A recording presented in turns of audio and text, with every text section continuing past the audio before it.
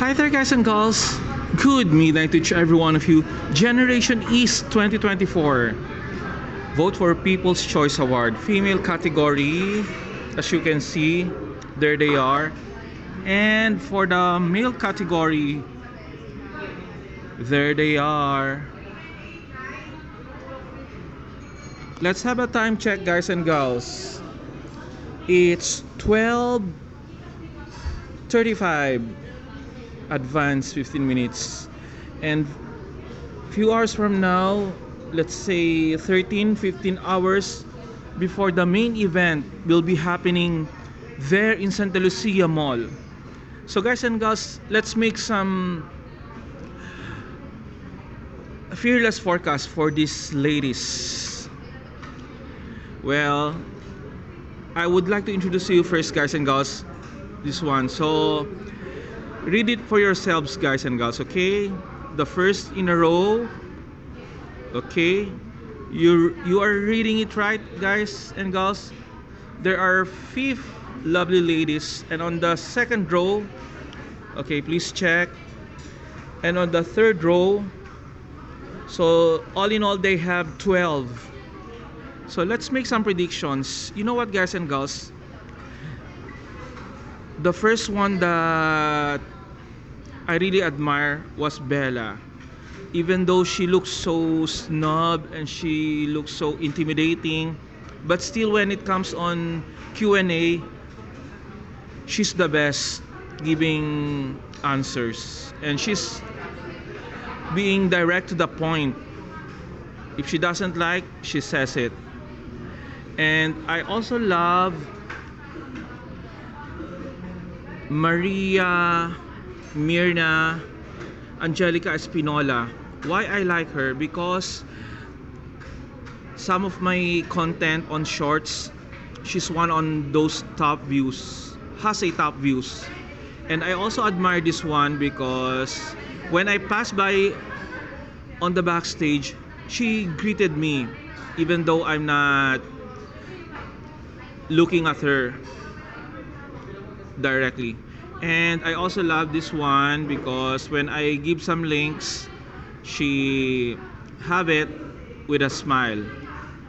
This one I haven't got a time to make some chit chat or a little time to know her. And then this one, guys and girls, the number 6, I also love her because from the start of the competition, she really nailed and slayed the stage. The awesome smile, she has this kind of aura, the X factor, and she's some kind of alluring. This one I haven't got a time to know this candidate number 7. This number 8, I can't recall that much, but this one, the candidate number 9, finalist number 9 rather, she's the one who make an OFW talent something. She's the one on doing that. Remember, guys, the OFW who been ironed her face by the employer. And this one, I also love her, but I can figure it out, her memorable stints.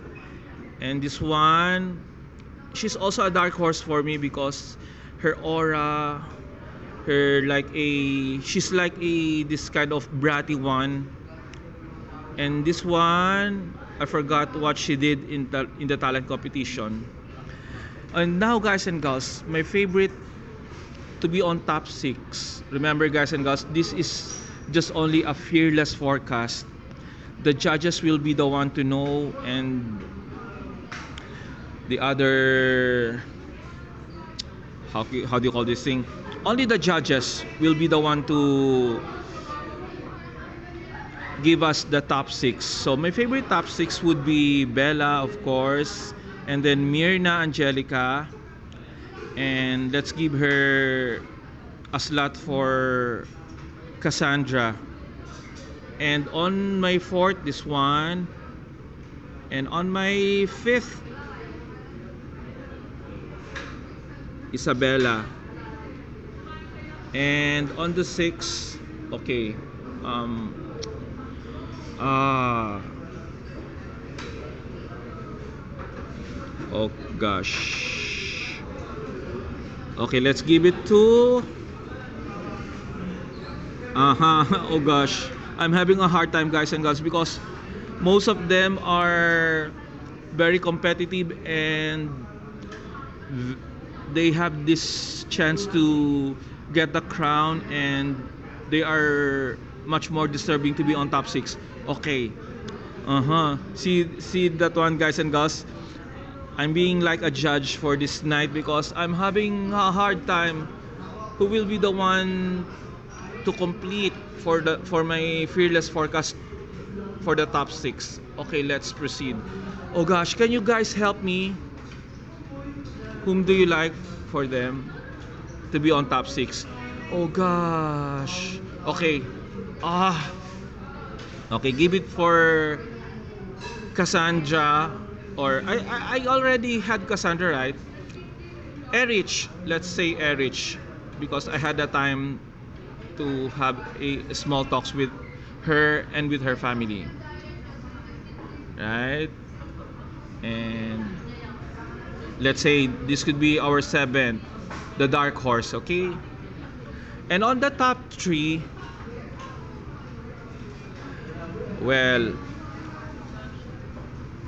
you want me guys to reveal the top 3 for these lovely ladies? Okay.